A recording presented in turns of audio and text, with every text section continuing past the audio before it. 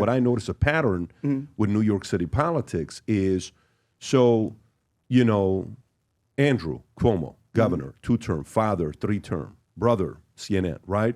So he's there, he's doing his governor thing, and I think Andrew may have even been 3 terms. I think it's 2 terms. Two terms, yeah. And at first, COVID happens, we have to hear him every day. And he was on TV every day. Remember when he's doing all the updates? He's eating his burgers or whatever he was doing, and we're getting the update. Right. This guy's going to be the president. He'd be better than Trump, right? And then all of a sudden, he started calling out a little bit of the left. And then de Blasio was, and AOC went against Amazon. And, we don't want Amazon. It's like, wait a minute, that's 25,000 jobs at $150,000 salary. What are you guys talking about? Let them come in. No, they're going to increase the rent and da-da-da. And then Bezos took the jobs elsewhere, right?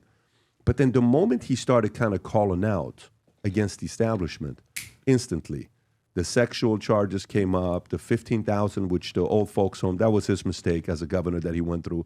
Major mistake, could have been a fatal mistake that he made on his career. But they went after him. The same people that were saying he should run for office and be president, then all of a sudden went after him. You, New York, at first, you're aligned. At first, you sound like you're trying to be a gamer with the Democratic Party. And then all of a sudden, us who were watching it closely were like, ooh, he's not comfortable with that. Ooh, he just called them out. Ooh, the $550 million credit cards and all this stuff. And ooh, he just called out Biden not getting help. They're going to come after him. Boom. Almost instantly, the turkey, hey, we want to give this event. They're coming in. Can we give them a better experience? All the stuff that happened with that. And then now your name is being mentioned in different places. And now publicly, they're defaming you in their own way, and you're going through a your lawyer's telling you for a year and a half you can't say anything, so you have to kind of stay quiet. The pattern of trying to make it in the Democratic Party, when they have your back, they have your back. The vibe I get is the moment you decide to be a man of your own, they're almost hanging on to receipts to come and destroy your life. Is that what caused you to leave the party? No, let's go back for a moment, because you said a lot, and I want to peel some of that back. Yep. Peel some of that back. I was always an outsider. I always was a person that, when you look at the policies of the party, for the most part, the whole public safety, they tend to shy away from the public safety conversation. And I never did, because being on the streets, seeing the victims of crime, I was always a believer that innocent people should not be the victims of violence. And that was not always the tone. When I ran for mayor and I said I'm running on the platform of public safety, my consultant said you could never win on that. There's no way you can win on the public safety platform. You got to run on another platform. And I said, no, I know what I'm seeing every day. Interesting. And I've always stayed focused on that. That was always my North Star. And the reason even Madani can start talking about affordability and other things, because I made the city darn safe. We're the safest big city in America. And so I've always pushed back on what I felt was wrong. I was always rooted in your belief. Don't go away from what you believe in. And if you Google me from 20, 40 years ago, you're going to say this guy was saying the same thing. He was always pushing public safety and justice, public safety and justice. And so when I ran for mayor, there was many people that was concerned that I was mayor. When I got elected, I said I'm the new face of the Democratic Party. Those working class people that's going to fight for a working class agenda. And even when we came down to, which I think was a turning point, was the migrants and asylum seeker crisis. That was a turning point. It was costing us billions of dollars, total $7.7 billion now total. We were getting 4,000 a week, 8,000 every 2 weeks. And the federal government did not allow me to stop the buses from coming in, did not allow me to allow them to work. Some of them were waiting a year and a half to 2 years to work. City law required me to feed, house, and clothe. I educated 50,000 children. And so when I saw this was devastating us financially, because those dollars should have gone to the services of our city, that is when I believe they decided that, you know what, we're going to come after this guy.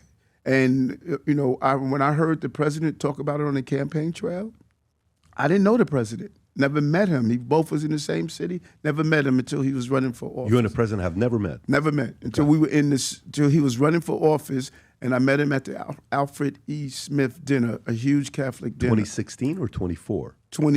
This one here, 24. So 24, you've never met him? Never met him. Never met him. Oh, wow. He was on the campaign trail without knowing me, saying, look what they're doing to this mayor. This is wrong what they're doing to this man. I saw that. Many people didn't read the indictment.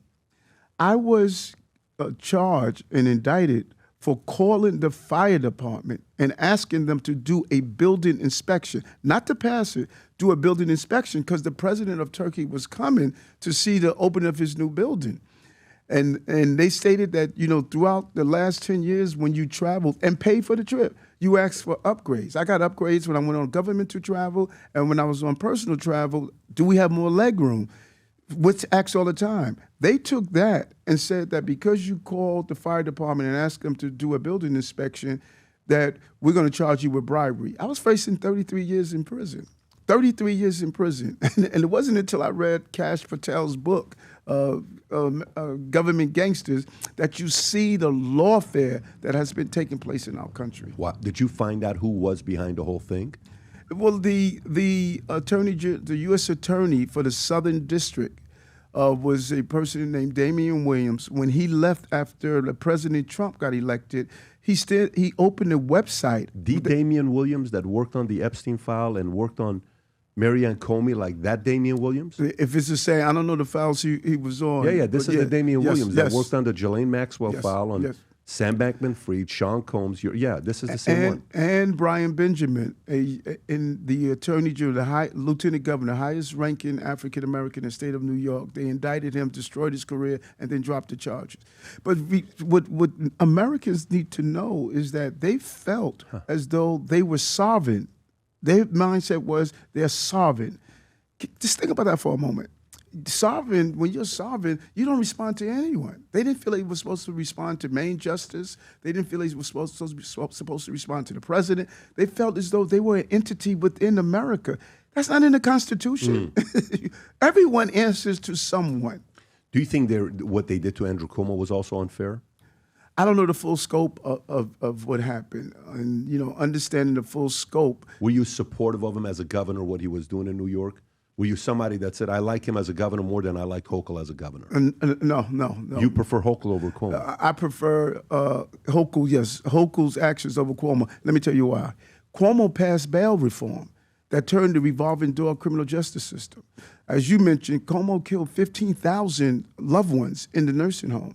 Cuomo also did other laws that many people may not understand the depth of them, like raise the age, canceling supplement for people who are in housing, and created our housing crisis, closing psychiatric beds, and creating, when we see people on our street walking around with serious mental illness. And so when you look at his programs, I had to fix those programs. His cannabis law, I had to close 1,400 cannabis shops that were creating violence in our communities. And so there were many laws. He succumbed to the left, the far left that's in Albany. If he did not succumb to the far left and went based on his principles, I would not have had to fight and clean up our city. I'm fighting with the far left in Albany, the far left in the city council. It's a constant battle, and much of his coming to the far left hurt us. How's your relationship with Letitia James and seeing what she did with Trump when you were following it? Because that's in your city, so you're seeing it on a daily basis. What do you think about what she did with Trump's case? Well, she's the state attorney general, sure, right, and they conduct investigations. That we're not privy to those investigations, but I don't think that at no time should we ever use an investigatory body to go after individuals. Advertising ahead of time that she was going to go after the president. I don't think that was the right thing to do while you're campaigning. To say you're going to specifically go after someone. So I don't know the depth of her investigation. And the stories now with Letitia James. Do you have a relationship with her, or you don't have a relationship? I've known Letitia James for years. We came up through politics together. Right. And I am very, very, as my attorney, Alex Sparrow, told me when I was going through my investigation, that Eric, don't you say anything until this is over. And now I'm free to talk about it, and I talk about it. So I'm very leery of talking about investigations that's dealing with other people, because they should have the right to go by their attorney. The only reason I'm saying that is because while you're watching what the president said about you, to say how unfair it is what they're doing to you, did you at any moment watch some of your colleagues in New York that you came up with saying, dude, what are you guys doing? This is fully unfair, what you're doing to the guy, to Trump. And we know it's not true. Why are you guys going after him the way that you are? Did you ever have any types of conversations, either publicly or privately, with your peers saying, I think you guys are crossing the line a little bit. You're using the justice system against the president. We don't have that relationship that she would go into the investigations that she's doing. We don't communicate like that. I don't get personally, just your own opinion, though.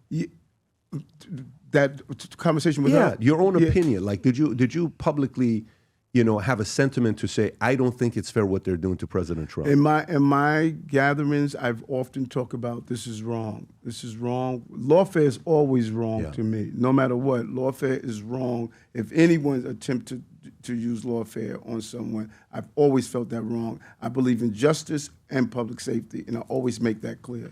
So you would say it was unfair, some of the ways New York handled President Trump while they were trying to do everything for him to not be able to run. And when you do an analysis now and you read back over what he was charged with in some of those cases, you have to ask yourself, just as I asked myself when I looked at what I was charged with, how are we stopping the President of the United States from running for office and the timing of that? And then you look at what President Biden did. President Biden pardoned his son. President Biden said the Justice Department was politicized. He said that. I said it. President Trump said it. And I don't think we should ever politicize our Justice Departments. That's fair enough. Nowadays, more than ever, the brand you wear reflects and represents who you are. So for us, if you wear a Future Looks Bright hat or a Valuetainment gear, you're telling the world, I'm optimistic. I'm excited about what's going to be happening, but you're a free thinker. You question things. You like debate. And by the way, last year, 120,000 people got a piece of Future Looks Bright gear with Valuetainment. We have so many new things. The cufflinks are here. New Future Looks Bright. This is my favorite, the green one. Just yesterday, somebody placed an order for 100 of these. If you watch the PBD podcast, you got a bunch to choose from. White ones, black ones. If you smoke cigars and you come to our cigar lounge, we have this high quality lighter cutter and a holder for the cigars. We got sweaters with the Valuetainment logo on it. We got mugs. We got a bunch of different things.